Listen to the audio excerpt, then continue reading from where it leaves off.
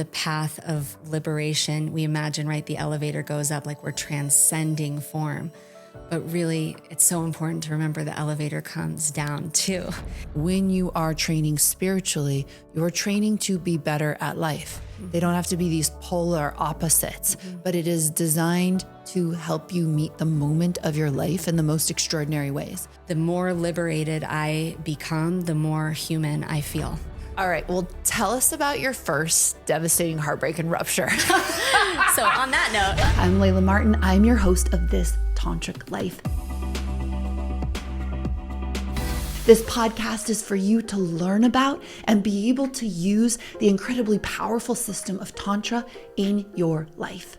I have been teaching and studying classical and neo-Tantra for over 20 years. And when you apply that to sex, love, and relationships, as I love to do, you end up having conscious relationships, the deepest, most epic and magical sex, and the kind of intimacy that you get to be grateful for on your deathbed. Welcome to this Tantric Life. I'm your host, Layla Martin. I'm sitting here today with Zahara Zimring.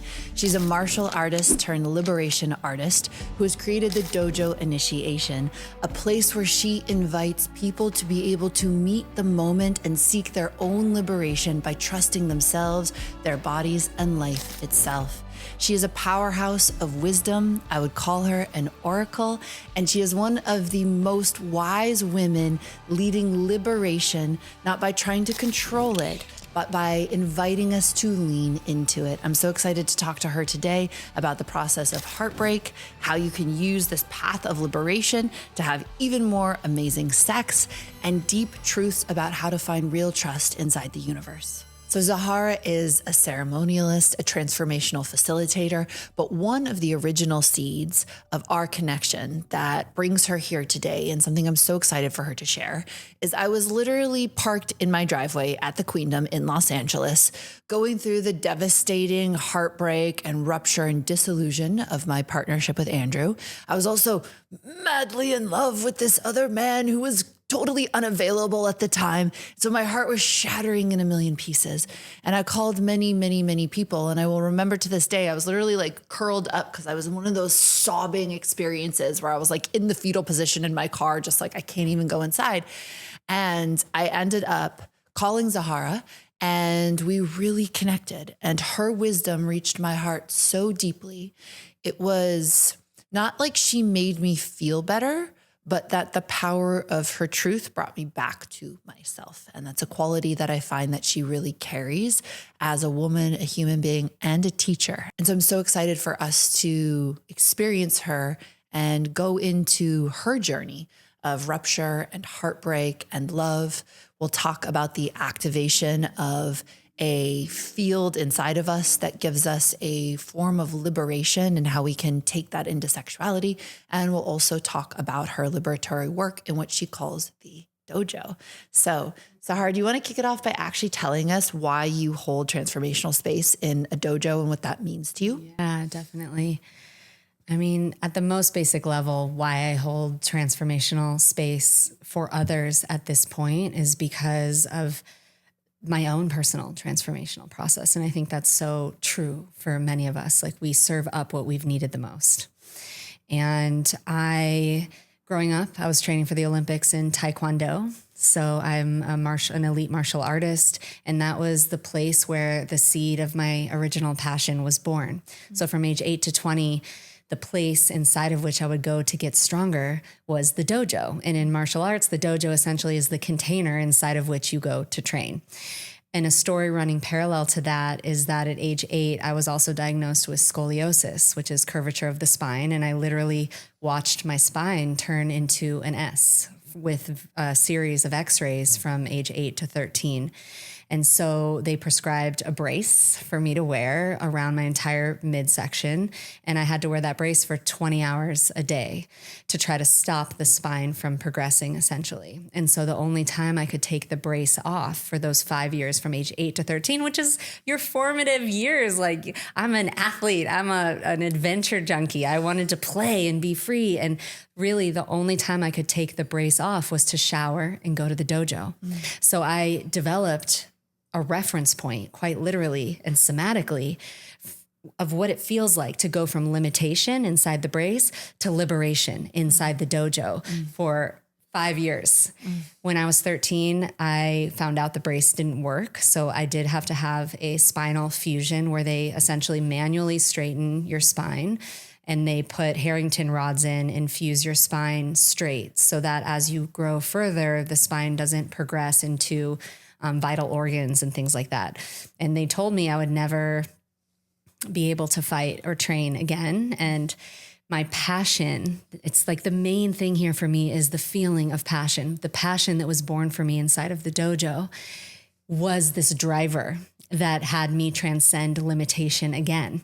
And I would go and sit inside the dojo and watch until I could walk. And then I would walk until I could run, and I ran until I could kick, and then I kicked until I could fight and spar full contact again and feel that liberation that I found, which was my freedom inside the dojo. So that was from age 8 to 20, that was the place, the dojo was the container inside of which I would go to get free. And at 20, I got sick again. The best team in the world is in Houston, Texas. And so I went to Rice University so that I could train in Houston. And I was training 6 hours a day off campus while having also a full-time student load at Rice. And I got really sick, and they thought that the rods had gotten infected. And so I had to have a second spinal surgery at that point to take the rods out. And that's what also took me out of Taekwondo and the dojo in that form ultimately. But it didn't take the feeling that was anchored inside of me, inside the dojo, out of me. Took me out of the dojo in that form. It didn't take the dojo out of me. And so it was my journey then of going more mainstream. When I graduated college, I thought working for other professional athletes in the agency world would be the closest thing to being the one living your dream. Of course it wasn't. And so I moved up the ladder quickly and found myself in the executive director of marketing seat at one of the biggest Major League Baseball agencies in the country. And after some years of that and the ego kick of that, I would just close my office door and cry and really recognize that this can't be it. Like this can't be it, because I had, thank God, that reference point from inside the dojo of what true passion feels like. And even though this job and this career is what success looked like from the conventional mainstream lens, from the outside in, it looked great. 25 years old, floor to ceiling windows on Rodeo Drive in Beverly Hills with this high powered career. But from the inside out, miserable, because I had that reference point of what true fire and passion feels like. And so it was my journey of numbing myself with prescriptions to try to hold that life together, and ultimately getting off all of those prescriptions, letting go of my self-worth and ego identification with that title, which helped me feel like I was safe and worthy and valid in the world, going through my first big ego deaths of letting go of me having my thing. Suddenly I didn't have Taekwondo. I didn't have the Rice University student. I didn't have, I'm a sports agent. I didn't have the thing that I could name that I was anymore. And I went through my first major demolition, my first transformational catalyst that ultimately would lead me to the stewardship of my own evolutionary process that would open up my field to receive the transmission for what would become the dojo field, the dojo ecosystem, which just has moved now from an athletic arena to a series of transformational arenas. But the texture, the coding that I discovered inside that original dojo, that no matter whatness, that relentless devotion to truth and building strength and liberation and the best version of your, shedding everything that might be in the way of the best, most clear, devoted, excited version of yourself coming forward, that is still felt inside of all these arenas. And the field, it feels supernatural. It goes beyond anything that I could say I created. It just feels like a texture, which I'm sure you can also feel in the fields that you're holding. There's a texture there that is unique. And so I'm doing my best to describe the unique texture of the dojo and where it came from, but it's almost indescribable. Yeah. Beautiful. Thank you. And one of the things I love about this dojo concept and experience is we can think sometimes of spirituality as being only about liberation and associate liberation with only transcendence. Like if I pursue a liberatory path, if I do spiritual practices, the point is to get out of this body. The point is to get out of this, miserable human realm or whatever it is. And what I love about the tantric tradition is that the first goal is always liberation. The first goal is always truth and awakening to true nature, but it's also written into the path that you will become better at life and that enjoying life more and being better at it should also be a fruit of your spiritual practice. And I think we forget that sometimes. And I love dojo because to me, when you are training spiritually, you're training to be better at life. They don't have to be these polar opposites, right? And doing this work can make you a better mother or better in relationship to money or better with your health. Not perfect. Spirituality isn't designed to make you perfect, but it is designed to help you meet the moment of your life in the most extraordinary ways. And that's something that has always touched me about you. I've felt that in the moments of triumph and devastation, you have met your life with a force that is remarkable. Thank you. Yeah, I feel everything you're saying there. And it's, the path of liberation. We imagine, right, the elevator goes up like we're transcending form. But really, it's so important to remember the elevator comes down too. And that all of the expansion that we receive to integrate that all the way through our entire somatic system and where are we creating from? We're creating from this form that with every breath we're animating, and it's this, the more liberated I become, the more human I feel. Absolutely. I'm here to let you know that if you want to stay connected to my teachings and if you want to support this podcast, the best way to do it is to sign up for my email list. Email list sounds old school, and yet it is where I share my most intimate teachings, the path, process, heartbreak, and triumph of my life, and so much of the content that I make for you on a regular basis. So the way you get on the email list is by heading over to laylamartin.com, put your email address into any of the boxes. You can also sign up for cool practices like sex magic or energy orgasm, totally free. Heading on over to laylamartin.com, signing up with your email address. This supports the podcast. It supports this entire work and is the number one way for you to receive the highest teachings of this path. All right, well, tell us about your first devastating heartbreak and rupture. So on that note, we got two cycles. The more recent ones. So I was in a relationship for 4 years with a beautiful man who I thought we would really go the distance. And earlier, I shared a part of my story. And when what I call kind of my original awakening period of leaving the agency world and getting off all the prescriptions and receiving exposure to all of, EMDR, yoga, meditation, astrology, plant medicine, the gamut of modalities, nature, sunsets, just being with that, which is natural in the moment. Receiving the gamut of catalysts or modalities that supported my original awakening. There was a period of time after that it actually felt like the cooking was best done with the lid on, that going right back into multi-year, deep, long partnership was not actually appropriate for me at that stage. So there was a period of time where I felt like I really needed to stabilize in my sovereignty. And as I, kind of built up my tool belt and strengthened my own confidence that I could hold myself through whatever comes up, there is a set of curriculum and material that can really only come up inside the mirror of relationship. And so took the lid off. And these are now the more recent, what I would call conscious relationships I've had. The first major one was this 4-year partnership. And real quick, what do you think differentiates your conscious default relationship from a conscious relationship? Yeah, totally.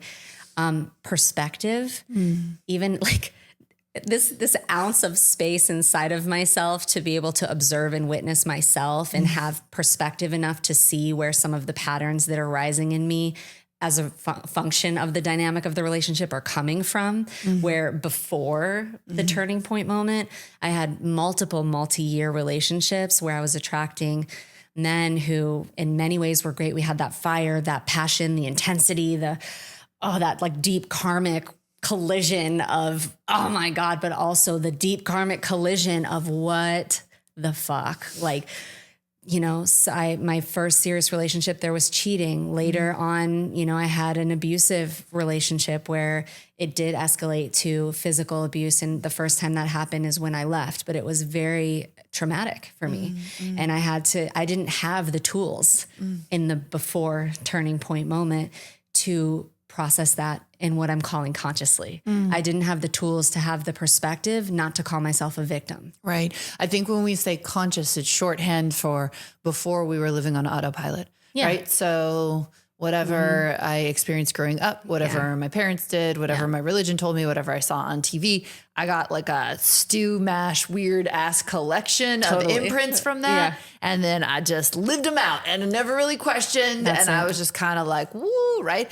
And then I think when we say conscious, it's like, okay, why do I do this? Exactly. What is the purpose of me and this person being together, you know, and moving beyond transactional? Totally. Like, what is a higher purpose for us? And every conscious relationship figures that out. Like, are we coming together to become enlightened? Yeah. Right? Are we coming together to cultivate the highest love? Are we coming together to be the biggest dharmic support we can for each other?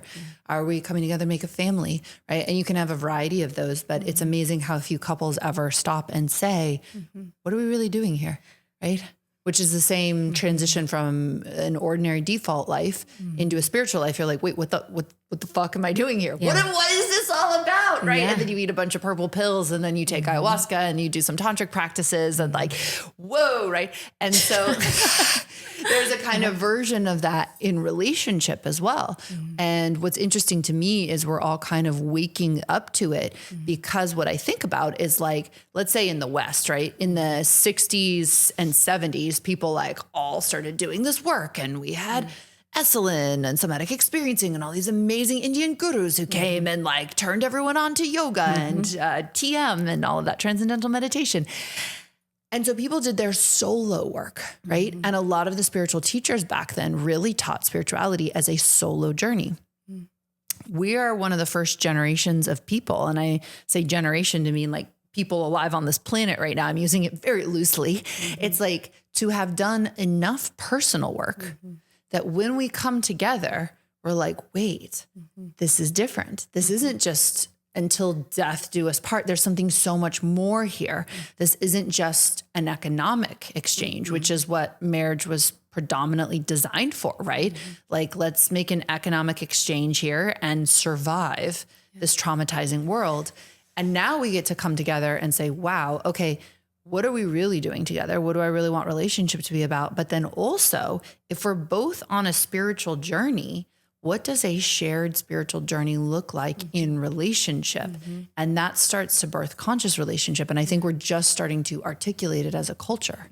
Yeah, it's the difference between the things in this relationship are happening to me rather than making the deep, careful inquiry of everything that's coming up inside of me that this person is bringing up for me is for me. Like what's going on for me in this? And if I'm choosing to stay in this dynamic, I'm choosing to stay in this dynamic. So I get to choose to receive it as the gift that it is, as the dating dojo that it is, as the relationship dojo that it is, which is a totally different perspective and context to hold than just being obliterated without that awareness and perspective or holding it in that way. It feels so much different. It feels so much different. Could you define a word that you used that I loved that I haven't heard used quite that way before? I think you said karmic explosion. Yeah. I don't know if I've ever used that word before. Ladies and gentlemen, new word. It's a karmic explosion. I was also talking to Zahara Rose and we came up with goddess celibacy. Goddess celibacy It's time for is some when I'm not goddess fucking anyone else, but I am doing a lot of sex magic. I'm with my crystal egg and my sex magic wand. Appropriate. And I'm having lots of cervical orgasms with myself. After any karmic explosion, we highly recommend some goddess celibacy. Yeah, but let's break it down. What is a karmic explosion? And also, hold on, let's take some sex magic. Yeah, that feels like a great idea. Yeah, totally. Now. It's as we enter into this part of the conversation. This is my last podcast interview on this little sprint in Los Angeles. So I'm like, could use some sex magic and we'll take it with sensuality, ecstasy, or play. Ooh. And you told me you're going on a date. I'm going on a date right after this. Okay. Would you like to feel sensual, ecstatic, or playful on your date? Can I have a dose of all of those? You sure can. Yes, you sure can. I think I want it all, Layla. you're one of the only guests who's requested that. It's on offer, but it's like off menu, you know? Like I don't state that it's possible. You just have to figure it out. Totally. Yeah. Okay. Usually I put it in with a little spoon, but like we're on late hours right now. My eye is stinging and we're just going to dump it in. This is not, That's perfect. This is not okay per, I forget what regulation, like what board regulates like supplements. My team knows this because we follow all the regulations. But this little spoon, we have to have it in here so you know the exact dosage that you're supposed to take. So I'm not doing this properly per. You might be the only sex magician that I would let dose me up right before a date like this. Yes. Oh my God, I feel so happy. All right, so stir. All right, this will make us feel glittery, sensual. You can take it before sex to feel more electric, alive, more sensitivity, more pleasure. And obviously, I take it on the podcast and before I work out predominantly. And when I want to do shit at night, I'm like, I love coffee, but my cutoff is 4:00, as we just discovered. And this gives me inspiration to do magical things afterwards. Okay, I'm going to take 3 play. I want to feel playful. I love this. All right. So this is the mood going in the drink. Yes. And so then these are the that's pills. sex magic going in the drink. Sex magic. I got to let ecstasy be the base. Okay. So any level of sensuality or play just is built off of the foundation of ecstasy. Yes. 3 of them. Yeah. I would take 3 ecstasy and then you can take a sensuality and a play. That'll be a nice combo. Great. Yeah. Yeah. I hope I maintain my coherence for the rest of this episode. Or we're just like sitting in Yab having like energy orgasms for like the next 45 minutes. Totally. We're like, I'm willing. fuck the English. That's emergent field work. Just let it be as it comes, what it is. Yeah, we're going to have to define that too.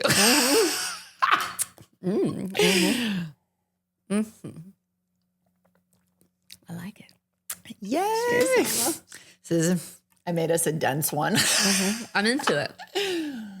I'm excited to tell you about my 6-week self-pleasure training, Obliss. This is the first course I ever made, and it has been going for over 10 years now.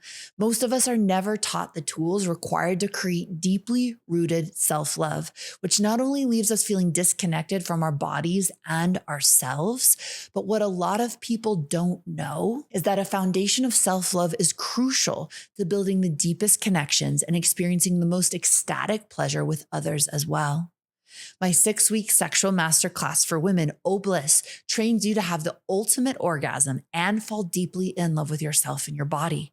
You'll heal your sexuality, address old wounds, face things like fear, guilt, shame, and shutdown, and be able to heal and integrate them, and discover how to access the deepest, most profound self-love. So whether you're just dipping your toes into the magic of Tantra, or you are a seasoned sacred sexuality practitioner, you can use Obliss to expand your pleasure capacity and to access the most exquisite self-love.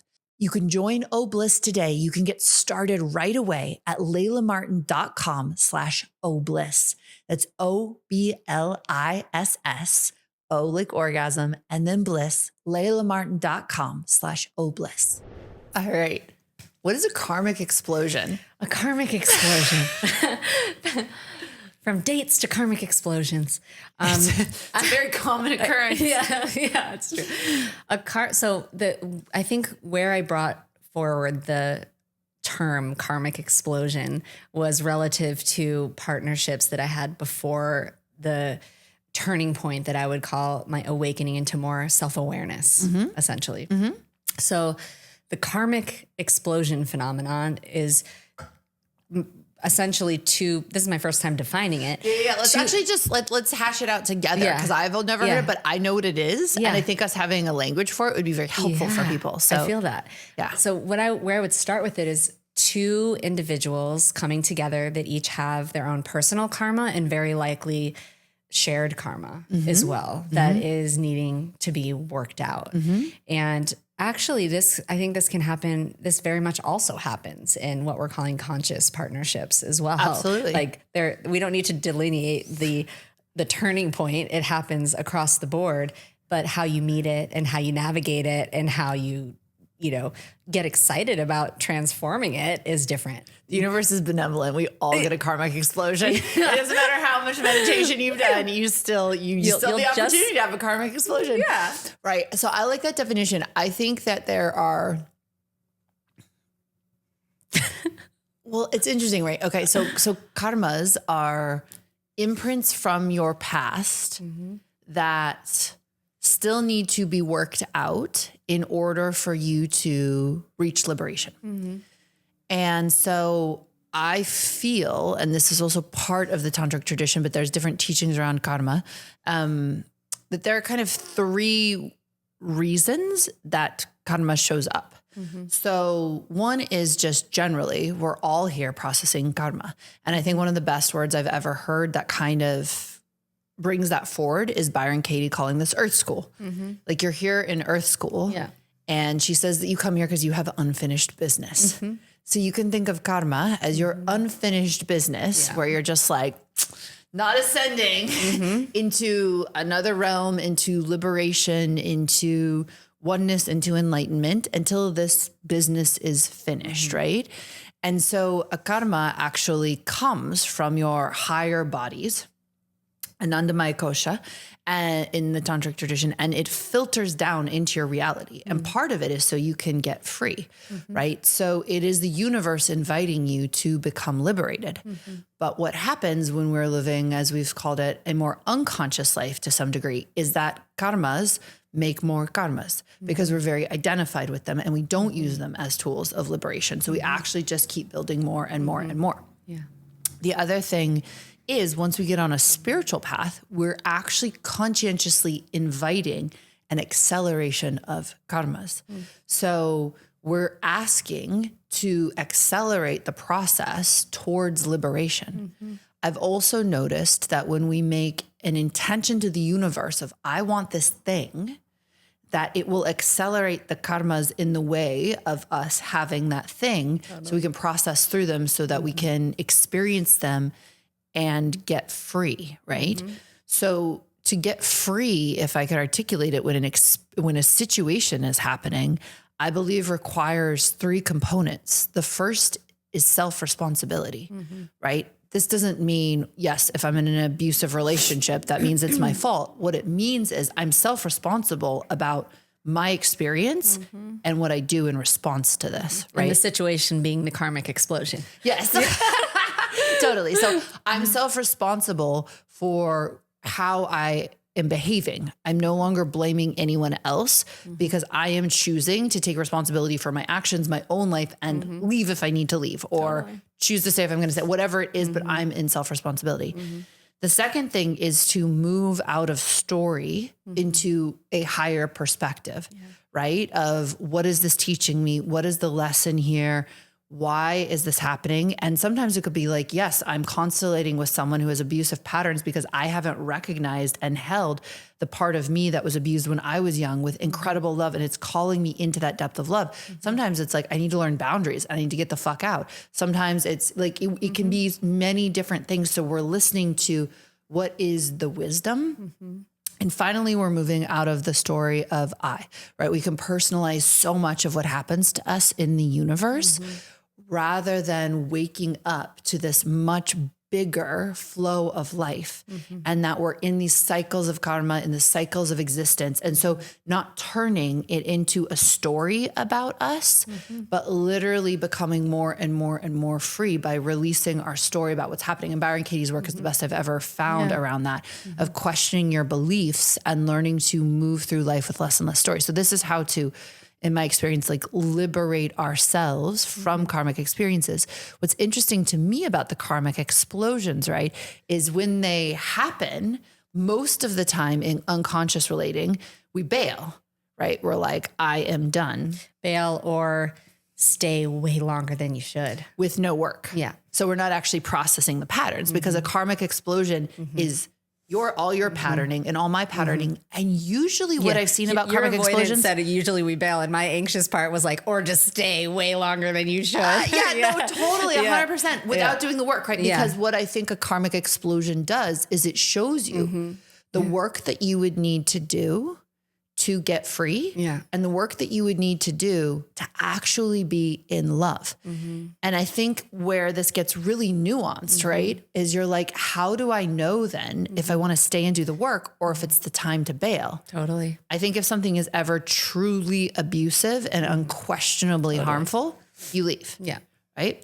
I also think if you look at the work that you would have to do to get to love with the person and it's not interesting to you, right? Like, let's say my karmic explosion is like, I'm so bored and this like sex is terrible. Yeah. And like, I don't find you funny. Right. Yeah. And to like find this person interesting and funny and to make my way to better sex with this person is like just not my path. Yeah. Right. Then it's like, okay, I process that. I get the lesson. I move on. Right. Yeah. But there's this interesting thing that can happen with karmic explosion, which happened in my partnership recently, which was like, we wanted cosmic, epic soul union. Right. Yeah. And we had a karmic explosion of every part of us that was terrified and our deepest wounds that kept us from that level of love. So I had a karmic explosion around the remaining pieces of like my own self-hatred inside of myself. I had a karmic explosion of my own rejection of my own beauty, which I'd worked so hard on, but like still had to own. I had a karmic explosion of my own unworthiness, right? He had a karmic explosion of his avoidance, of his terrors, of his unhealed grief, right? I'm a child of sexual abuse. He's a child of war. Like, and what I've thought about sometimes is like some people have clearer karmas, they have clearer childhoods, and they just get into these partnerships and have these beautiful fairy tales. And I was like, but what about the rest of us? Like, what if your karma doesn't point you in the direction of the love that you want? What do? Well, then you look at the other person and you say, is the work that I would have to do to be with you making me more free? And is it the work that I want to do? And for me, in my most recent karmic explosion, I was like, yeah, actually, if I look at every single thing that this is bringing up, these are wounds that predated this person that I haven't touched yet, but they're keeping me from being the most fully embodied, powerful, and liberated version of myself. So I could run, but this karma ain't going anywhere. I'm going to have to turn around, face myself, and deal with it at some point. And because I was in a safe enough, not totally safe, but safe enough, right? It's not like he was like a perfect king who could hold all of my emotions with nothing but like, but he was amazing, right? So was I. And we could do the work together. So it was like, all right, let me work, like, let me turn and face this karmic explosion and walk straight to the center, but by doing the work. Right? Totally. And mutual willingness is a major ingredient in that. Like you're describing a dynamic with a partner who's a yes. And who's equally willing to go there. Them being willing to do the work is so important. Yeah. I became the person I needed to be to leave the relationship in the relationship that I was in as the karmic explosions that were happening. So you asked me about my first, the first one in the series of my most recent ones. I had a double heartbreak. And so I was in a relationship for 4 years and this partner, we're very close today. We're friends. Like on the other side of death is always the truth, and the truth of the love is still there. But through a major process and many a karmic explosion and going into that relationship, through the process that we went through during that time, I became the version of myself that was willing to leave it. Right? Which made me a match for the next relationship. That came in very soon after. It was only 3 months after that relationship ended that I met my next partner who I was together with for a year. Again, so that's about 5 years between the two of them of thinking it's the thing, right? Being all in. There's nothing else but what this is. All the way in. Now, I learned other lessons in the next partnership, but there wasn't time in the middle for me to truly stabilize in my sovereignty on the other side of heartbreak, which after the most recent one ended, I gave myself a year to really stabilize, like heal the heartbreak, address any unmet parts. Like I chose to go stay at our dear friend's place in Topanga in like a womb cave on my own because I knew for me, the pattern would be more to merge and to lean into sisterhood and friendship. And I still had a lot of that, but I needed to know that I could hold myself and get to know myself, who we become on the other side of these deep and dynamic relationships that include karmic explosions and also dharmic pushes, equally and oppositely. On the other side of a solid, well-processed, mutually willing karmic explosion is a very profound, frequently dharmic push in the direction of your dharma. You know what's going to happen now? Yeah. I'm going to need us to define a dharmic impulse. A dharmic push. What in God's name is that? A dharmic pulse. Right? Like I said, I became the me that I needed to be in the relationship in order to leave the relationship, which set me off on a part of my heroine's journey of a push towards my dharma. Yeah. Both of the endings of those relationships and who I became in the ending of those relationships pushed me in the direction of what I would call my dharma and my purpose. I got to see wherever I was compromising myself, even that much, wherever I was afraid to let go, wherever I didn't trust that the magic, the flow, the synchronicity, the pleasure, the love would happen for me, just me, because I had it linked to this relationship, this partnership. I was outsourcing my worth on certain levels in different ways with each of my past partners. And I needed to know who I am without them and experience myself willing to let go, choosing to let go, and trust that my power is being sourced through me. And it's being enhanced by the relationships that I attract into my field. But I had to learn that it's the source all the way through, not in concept. Because I feel within myself in the earlier stages of my journey, a lot of anchoring of the concept of like, I trust myself, right? And I trust life, but the actual embodied walk of being one who is walking as one who truly trusts life, which is you're not in control. We're not arm wrestling the universe. We're not playing chess and strategizing to try to make sure X, Y, or Z happens. And I still do that sometimes, but I can observe myself when I'm in that pattern, and I can let go enough because I have enough reference points now of life actually showing up in the moments when I was completely out of control from a place of choosing it. So when I left that 4-year relationship, I had already birthed the dojo field. I was calling myself a liberation artist. The field is built on the intention, many of these containers, the intention to identify where your leading edge is at and expand beyond it in real time. For me, I could see that in that relationship, I was by the end of it, once I felt stagnant, my sense of safety, I had linked it to the relationship, to the home, to the community here in LA. And it was only fear that had me still holding on to those things. Those things were no longer empowering the dharmic push. And so it was in the action of that I felt that push into my dharma. That's where I jumped, and then life showed up with each next step in ways that blew my mind, in ways that really affirmed. And in the showing up of those things, it doesn't mean it was comfortable. It doesn't mean it was all roses and daisies. There's moments where I'm on my knees grieving the loss of this partnership or this relationship, paying attention to the little ways that life is showing up, and life becomes your partner in driving you. It's like the riverbanks, like really honing you and pointing you towards your dharmic direction, whatever that is. It's different for everyone. And I believe these relationships serve our process of becoming a match for the next level of direction toward that dharma. And then some of them are meant to serve for the whole lifetime in that continued honing process.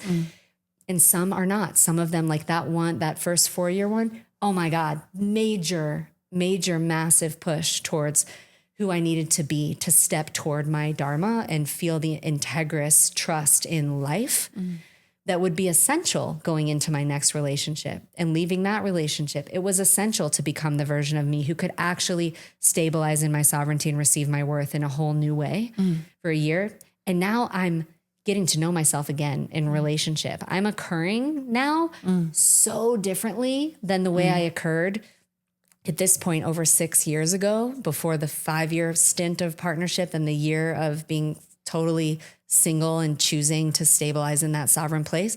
That's 6 years of it's different to be single and to be available. Those are being single and being available are different. I'm getting to know myself in what it feels like to be open, to be available for the first time, who we are when we start a major partnership like that and who you are on the other side of it. whole different can of worms. And so it's been this profound thing to get to know myself and see my point of attraction now and the types of relating and relationships that are coming in now. And I'm like, I'm experiencing myself on the other side of a lot of dynamics. Like we talk about attachment systems, and there's the anxious side, the avoidant side. You can be like, secure, anxious, avoidant, anxious. I historically have leaned more towards the anxious side. And now I feel like I found this deep security within myself. And as I manifest partners or potential partners coming in that are like, they are not afraid of commitment. They are choosing. They are like, I am here. And I'm like, hold on. And in that motion, I'm not trying to do that. It's just how I'm occurring. And I feel protective of my heart. I feel protective of my life. I feel like my pace is so much slower. And it's this wild relationship with me. Like who am I? I'm getting to know me again when it comes to partnership and relationship. And so much has shifted. It's a dharmic push. Yes. It's a dharmic push. I wouldn't change an ounce of any of the devastation or who I became through learning how to actually hold myself through that. I wouldn't change an ounce, but there is no bypassing the process of choosing to go through the portal and be with yourself and create the reference point of knowing that you've got yourself no matter what. Otherwise, we're going to cap ourselves out on doing it again. Totally. I love so much of what you said. Some things I want to like break down and highlight are I see spiritual women be really hard on themselves in a way that spiritual men are not, which is if I am like good or doing it right, I should have the partnership I desire. Right. And it's so important to trade that out to like being spiritual means I do what's true.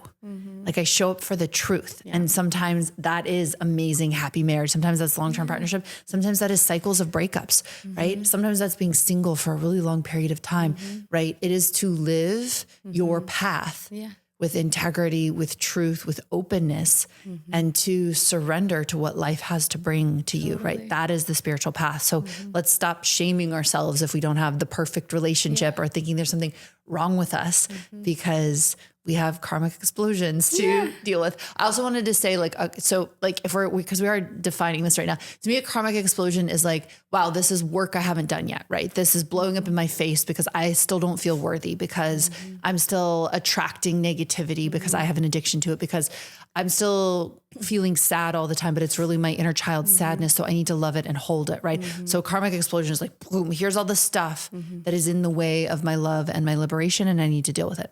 A dharmic impulse, I would say, is dharma, right? Like this right path. It's almost like the way I've understood it in my own being and through the tantric tradition is like you're a seed of a specific type of flower or tree, right? And if you let life take you, you're going to turn into a certain type of tree, a certain type of flower, right? Yeah. As humans, we're the only people who can fuck ourselves up and be like, I want to be a rose, why am I an orchid, right? Totally. Or like, I want to be a redwood tree, but I'm an aspen, right? And we can look at them and be like, but they're all so beautiful. Like, why would you ever do that to yourself, right? Yeah. And so to me, dharma is letting yourself be the oak tree if you're the oak tree, letting yourself be the orchid if you're the orchid, letting yourself flower, right? And be whatever it is that you are. And so life will continuously call you to your truth, continuously call you to your dharma. And you can heed that impulse, you can listen to it, or you can ignore it, right? And so I've seen many times in my life where I had like a life collapse or a relationship collapse or something didn't work out with some man, right? Like right before I got into this partnership, I was dating someone that I was like so attached to.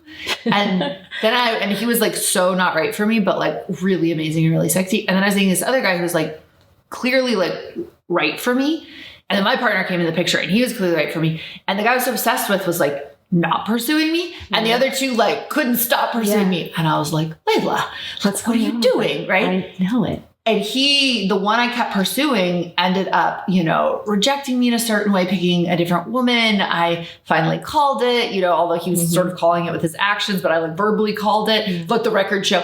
And just holding onto the shred of pride I had left in that whole situation.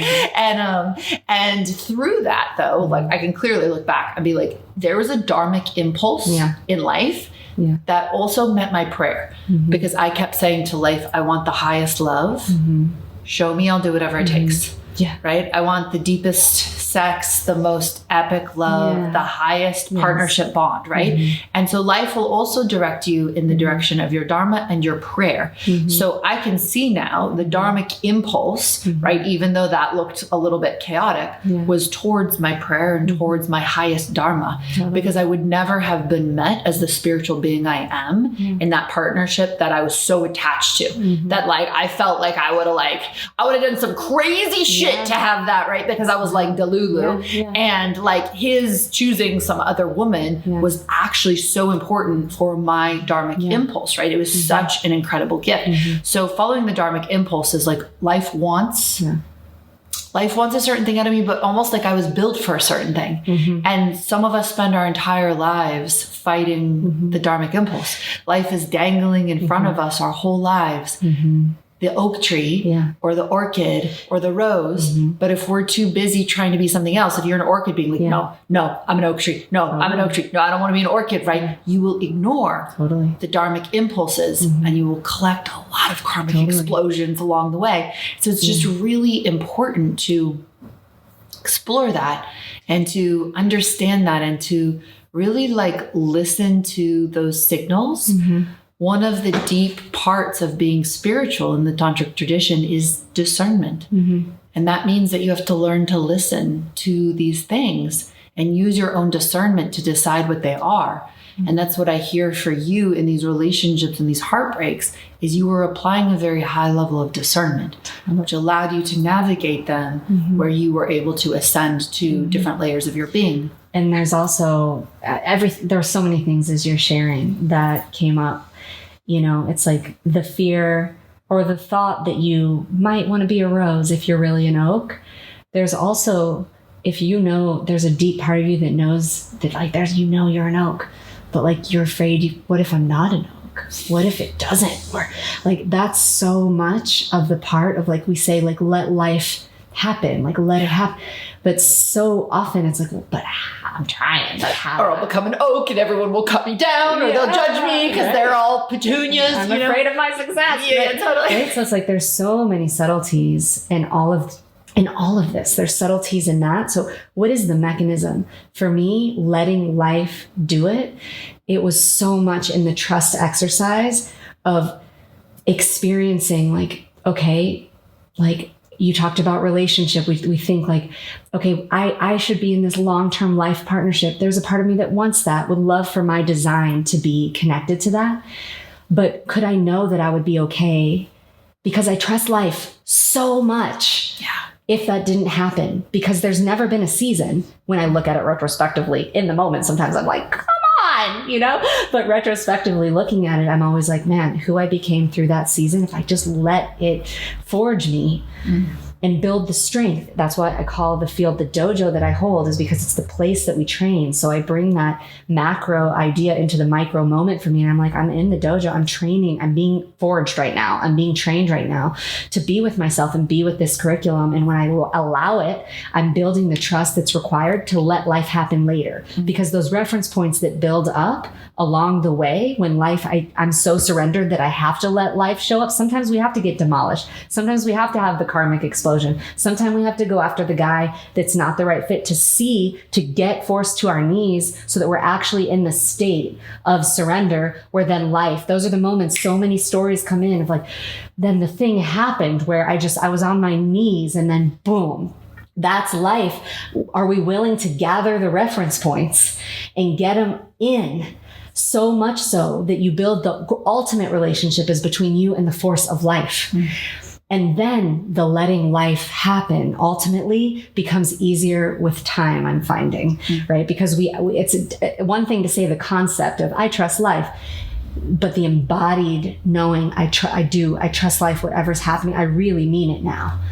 But I only can say I really mean it now because of the demolitions, because of the karmic explosions, because of the way life showed up every time. And every time bigger, better, clearer, more secure on the other side every single time. So however long it takes, whatever it looks like. And along the way, it can feel confusing. Like these are recent chapters that you're describing. This is a now chapter I'm describing occurring differently. I'm getting to know, is there a difference? Am I going, whoa, with a man that's choosing fully, like I'm here, I choose this. And I'm like, hold on. In one vein, that's beautiful. That's a reflection of my worth. On the other side, is there a hold on because there's a part of me that's in protection? You know, is there a hold on because I'm afraid to let somebody close? And I'm honestly haven't fully sorted that part out yet, but I can relax and let life just surrender into the process and let life let me unfold into the design of however long this relationship is supposed to serve. But I can do that better now only because of the dojo and the training of all the other moments that it happened. And so I'm appreciating that no matter where we are in the process, whatever technique is happening, whatever life is bringing, I know that life is always happening for us to arrive in the direction of our design. And for me, it's the less I try to control it, the less in the way I am. And the more I can see everything as the ultimate training, even when I don't know yet what's happening. I don't know yet what's happening with the hold on. I don't know yet, but can I be okay with not needing to know yet what's exactly happening there rather than collapse into like confusion and all those layers? That's where my process is right now. Just being like, okay, I don't know what's going on with that yet, but I know that it's going to reveal something important. To use this word trust. And I think a lot of the conditioning of Judeo-Christianity really fucks us up around trust. Because I think we're trying to trust that we live in like a universe that's always kind, or a universe that's always benevolent, or a universe that's always good to us, right? Our trust has to lie somewhere so much deeper than that. Totally. This is why I really love the Tantric pantheon, especially of the goddesses, right? Because you have goddess Kali, who's got, skulls around her, and she's usually standing on the corpse of Shiva, right? You have goddesses who have blood dripping from their fangs, Dhumavati, right? That you go and you worship impure in cemeteries. You have Chinnamasta, who's cut off her own head, and she's drinking the spout of blood from her neck with her own severed head that she's holding in her hand, right? And this is the symbolism of like what it takes to actually really overcome the ego. But I love in all the symbolism, there's also gorgeous, beautiful, playful goddesses, right? Tripura Sundari, Lalita, right? She's young, she's playful, she's full of pleasure. Kamala Devi, right? She's sitting in the lotus. Lakshmi, she'll make you rich, right? All these beautiful aspects of Shakti, but it's encoded in that tradition. Do not forget that the goddess is everything. And what you trust is that you're on the path of awakening. What you trust is that you're on the path of truth ultimately in this universe. And that truth absolutely includes death. That truth absolutely includes grief beyond words. That truth includes war and some of the most horrific things that could ever happen. And we have to trust to that level to have true trust in life. So that to me is why it can be so damn hard. It is hard won to actually truly trust life. Because you're not just like, oh, I live in a privileged bubble and like life is good to me, right? And like, so I trust life. It's like, it's actually here. It's so real. It's not only when you prefer what's happening that you trust.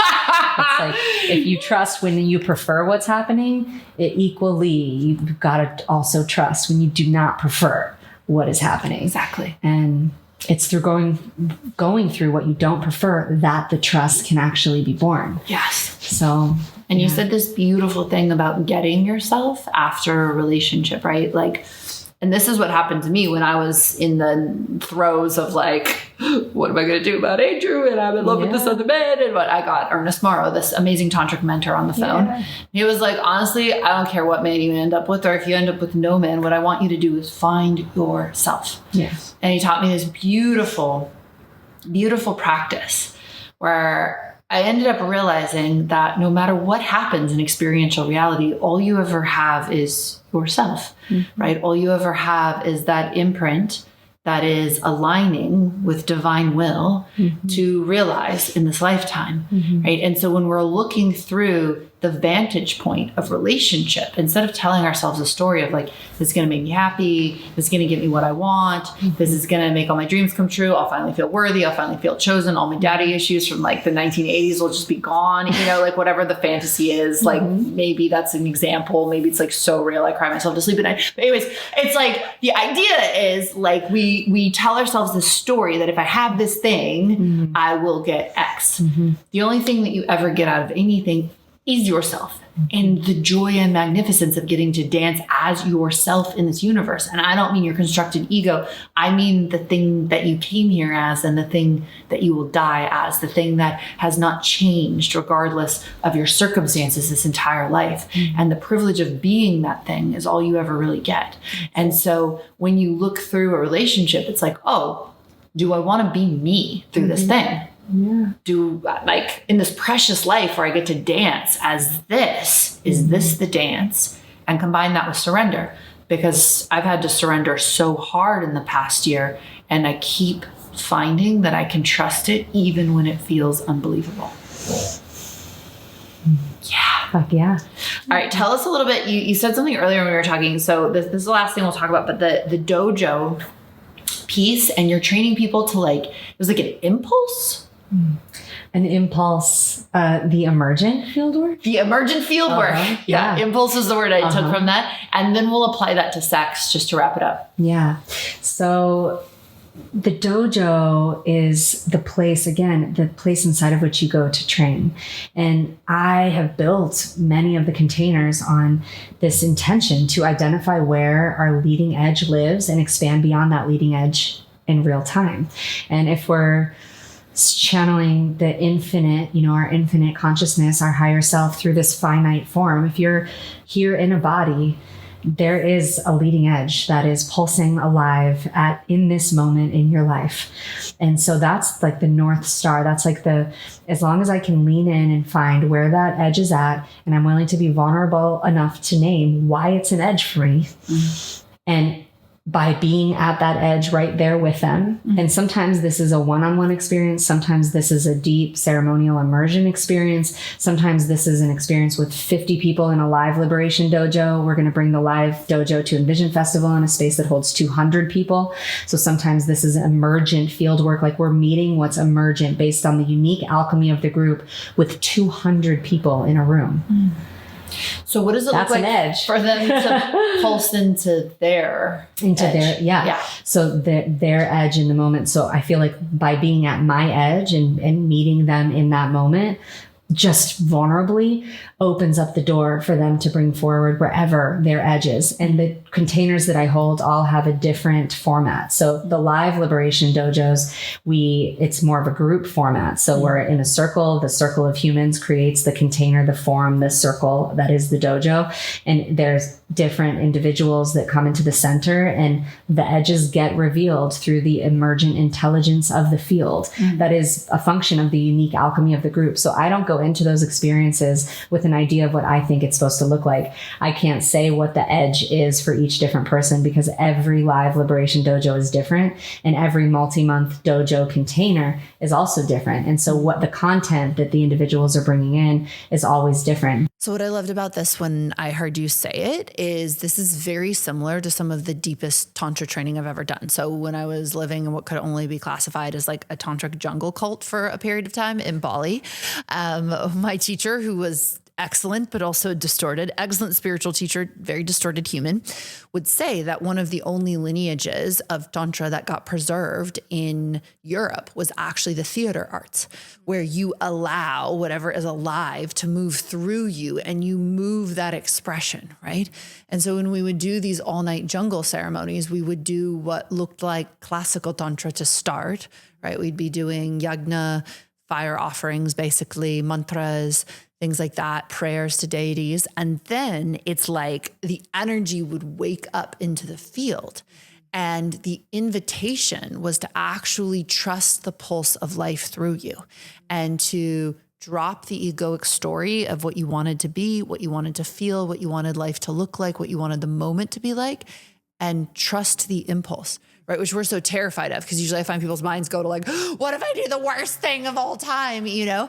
And like, that was not, I didn't find that we often wanted to do the worst thing of all time. I found that actually we just were processing our karmas and moving towards our dharmic impulses, right? But it took a tremendous courage to stop trying to control life with the mind and switch to meeting the impulse through us, right? And what I loved about you saying this in your teachings as well is this, to me, is also where the highest sex comes from, right? We go into sex with so many ideas of how it's supposed to look and how fast you're supposed to orgasm and like how you're supposed to orgasm together and how it's supposed to be this like epic joyride of like perfect synchronicity, right? But sex is life. And so what's impulsing through us is actually liberating us, teaching us about love, showing us where we're wounded, inviting us to get free. And so when we can listen to the impulse that's happening during sex and honor and follow it, I found this is where the most primal and spiritual states of sex wake up and where they're the most nourishing, but it requires courage to stop trying to control life, which you could never control anyways, and just start following the impulse and trusting it as it moves through you. Mm-hmm. Yeah, 100%. It's the willingness. You said in the tantric teachings that you moved through in the ceremonial space, once it was the invitation to just trust the impulse of life, the fear would come up that like, what if I want to do the worst thing?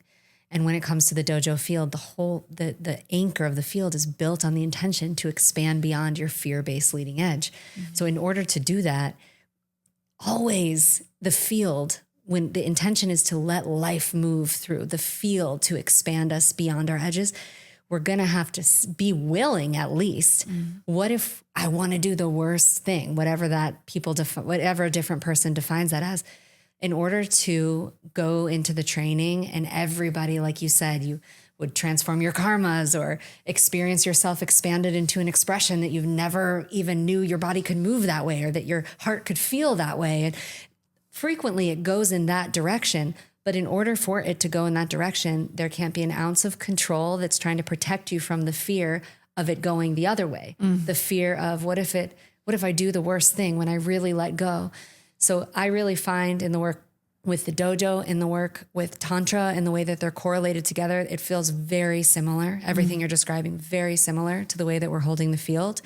It's always including willingness to go where you're most afraid to go. Yes. And that is not a prescription. That it's ironic because by being truly willing and surrendered into the willingness to go there, which means that you're willing to bet on yourself that in the worst case scenario, if that were to happen, could I know that I would trust myself in that I would know the innocence of my own heart in that I would know I'm doing my best in that I could hold myself in my intention, my core original intention, even if it went left and I made a mistake or expressed myself in a way where I felt embarrassed. I know that I could be with myself there, but that's just one slice of the pie. When you're on the other side of that edge and you're the you that's willing to go there, you open up the whole rest of the pie, which is uncharted territory. By going into the willingness to feel the thing you're afraid to feel the most, that's how I've found that we unlock the uncharted territory of experiencing the things that we didn't even know that we wanted to feel. Absolutely. My phrase for this is the portal can be in anything, right? It's literally whatever is showing up, you use that. And that's such a core part of how I teach sex and how I teach life is, can you start to trust the impulse of your body? Can you start to then trust the moment? Can you start to then trust life? Right? And have the courage to follow it. And that's also why we start this in ritual space, right? Ritual is a training for life. And so while it's too terrifying to just trust impulse out in the real world, oh my God, right? You start to trust your impulse in ritual space where it's held, where you actually start to feel, oh, like most of the time I didn't want to do the most horrible thing ever. I wanted to like fuck someone. I was jealous of someone. I want to take my pants off and shake my pussy at a tree or whatever. Like, I don't know. Like it was like, you know, I was like weird, to know myself. Yeah. So I'd be like a troll. Like literally I'd be like my spiritual impulse is to be a troll right now. And I literally just like sit in the corner and like troll out. So it's like, you literally like, who knows? Right. And this is also why part of the big conditioning breakdown to have access access to the true portal that sex is to release all the conditioning that you're supposed to be nice and pretty and look amazing all the time. Because like sometimes you can be a kundalini troll, you know, and That's sometimes you can be like a total weirdo, just like doing your thing. And so slowly, that's where you become free in your humanity to trust the impulses of life and to actually become yourself, which is usually a lot weirder, grander, more powerful, and more magnificent than most people could ever imagine. And the secret is actually through finding that courage to follow the impulse of life rather than thinking you have to control it all the time. Because you think your idea of what you are is somehow better than what God made, you know? You think that like you, the orchid, could out idea the magnificence of the goddess. And so rather than becoming the orchid fully and recognizing the magnificence and beauty of that, which is where the impulse will take you, it's like you can spend your whole life trying to control all of the moments so you can be like the oak tree, and then the full magnificence of what you are never gets completely revealed. I think we end there. So how do people work with you? Also, we're both like tired. It's like a long day. It's like my last podcast of this, stretch my eyes. Like I'm like trying to like hold my eye open. It's like twitching. Like We've arrived. The sound cut out. We're like, but we made it. And we kept serving wisdom. Devotion. And we kept looking into each other's eyes, and my eyes stayed open. So it was devotion. We've expanded beyond our edges. We sure in the have. dojo of Layla's podcast. I'm trusting the moment. Of being tired as fuck. I need more sex. That's actually magic. true. This is what the moment is calling for. I'm pulsing with my edge, which is drinking more sex magic. It's a good way to expand beyond your edges with a little drizzle of sex magic. Never hurt anybody. So the way that you can work with me, we're in a big expansion with the dojo ecosystem. Between January and April of 2024, the best place to find our work is through my personal website, which is zaharazimring.com. After April of 2024, we're going to evolve into the dojoinitiation.com. So that'll be where you can find entry into the Dojo Woman Collective, which will be our monthly membership, the artist events, the live Liberation Dojos, which the next big one's happening at Envision Festival. So y'all got to come and rock it out with us there. And our core initiation runs once a year. So there's a lot of ways that we can play together inside the dojo. Let's start meeting life. Yeah. Thank you for listening to this Tantric Life. I am Layla Martin. This is the home for the realest conversations about sex, spirituality, polarity, conscious relationships, and all kinds of topics that help us live the absolute most incredible lives. Please check out the next episode. Please go ahead and leave your rating and review on Spotify or Apple or YouTube. It's so helpful when you do that. If you want to stay connected to me, the most helpful, supportive thing you can do is to head over to laylamartin.com, sign up with your email address. That connects you to me if you want to study deeper with me, if you want to receive my deeper teachings. I do it predominantly via email. Finally, you can check me out on Instagram at @the Layla Martin. And thank you so much for being here.